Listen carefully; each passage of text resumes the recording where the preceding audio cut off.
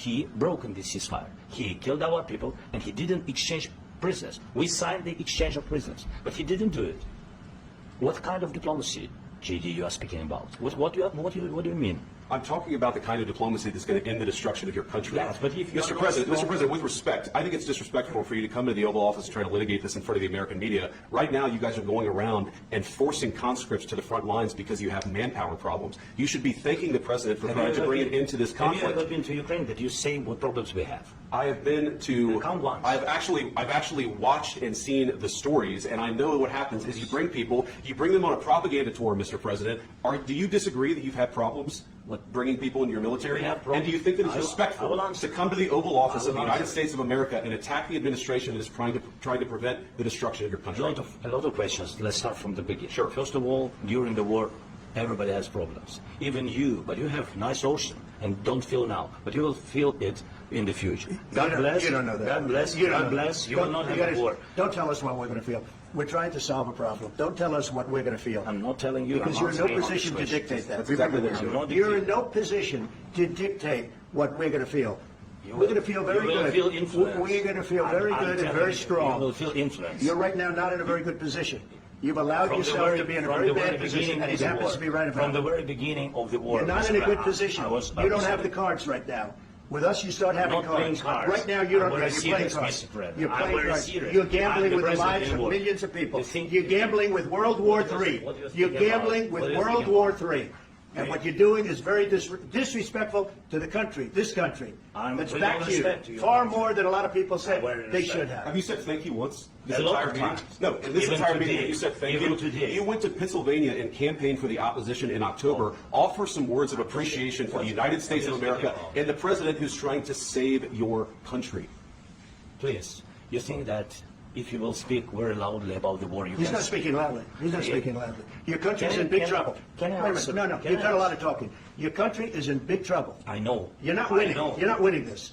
You have a damn good chance of coming out okay because of us. Mr. President, we are staying in our country, staying strong from the very beginning of the war. We've been alone, and we are thankful. I said thanks you haven't in been this alone. cabinet. You haven't been alone. In this cabinet. We gave you, through this stupid president, $350 billion. We gave you military equipment, and your men are brave, but they had to use our military. If you didn't have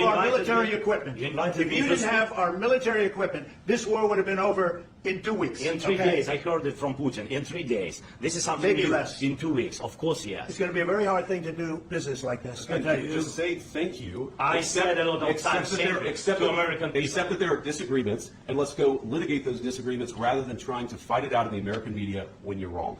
We know that you're wrong. But you see, I think it's good for the American people to see what's going on. I understand, sir. I think it's very important. That's why I kept this going so long. You have to be thankful. You don't have the cards.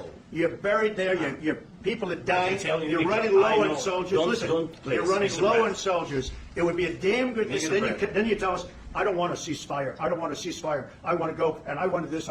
Look, if you could get a ceasefire right now, I tell you, you take it so the bullets stop flying and your men stop getting killed. Of course, we want to stop the war. But you're saying you don't want a ceasefire. I said to you, I want a ceasefire. with guarantees. Because you get a ceasefire faster than an agreement. Ask our people about ceasefire, what they think. That wasn't with me. For you, that was with a guy named Biden, who was not a smart person. That was with Obama. It was your president. Excuse me. That was with Obama, who gave you sheets, and I gave you javelins. Yes. I gave you the javelins to take out all those tanks. Obama gave you sheets. In fact, the statement is, Obama gave sheets and Trump gave javelins. You got to be more thankful. Because let me tell you, you don't have the cards. With us, you have the cards. But without us, you don't have any cards. One more question, Mr. Vice President. So, It's going to be a tough deal to make. Because the attitudes have to change. what if Russia breaks ceasefire? What if Russia breaks peace talks? What do you do then? I understand that it's a heated conversation right now. What are you saying? She's asking, what if Russia breaks the ceasefire? But what if anything? What if a bomb drops on your head right now? Okay? What if they broke it? I don't know. They broke it with Biden because Biden, they didn't respect him. They didn't respect Obama. They respect me. Let me tell you, Putin went through a hell of a lot with me. He went through a phony witch hunt where they used him and Russia. Russia. You ever hear of that deal? That was a phony Hunter Biden, Joe Biden scam. Hillary Clinton, Shifty Adam Schiff. It was a Democrat scam. And he had to go through that. And he did go through it. We didn't end up in a war. And he went through it. He was accused of all that stuff. He had nothing to do with it. It came out of Hunter Biden's bathroom. It came out of Hunter Biden's bedroom. It was disgusting. And then they said, oh, the laptop from hell was made by Russia. The 51 agents. The whole thing was a scam. And he had to put up with that. He was being accused of all that stuff.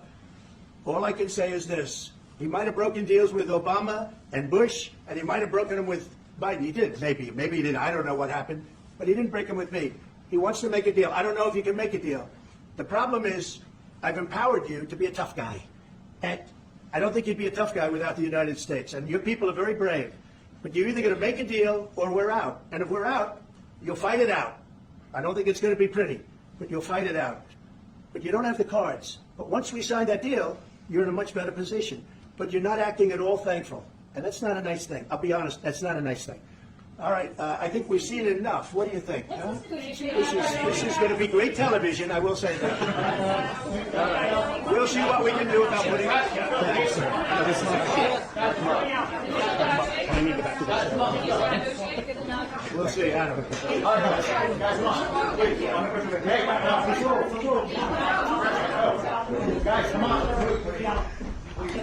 If you can break down this.